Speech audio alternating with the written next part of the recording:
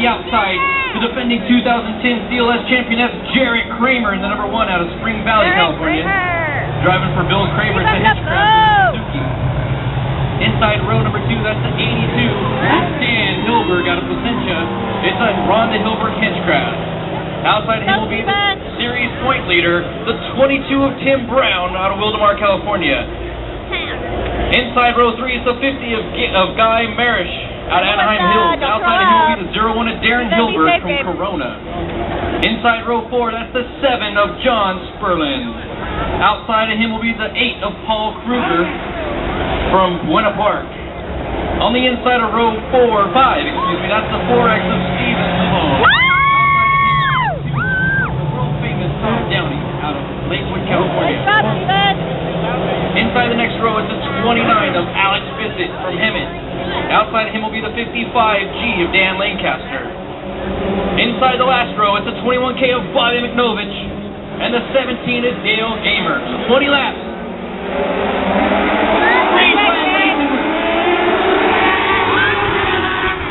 Jarrett Kramer jumps out for the lead. Here comes your point leader, Tim Brown in the 22. We got a flowing, world famous Tom Downing, red number 2 on the turn number 2, pulls in the infield.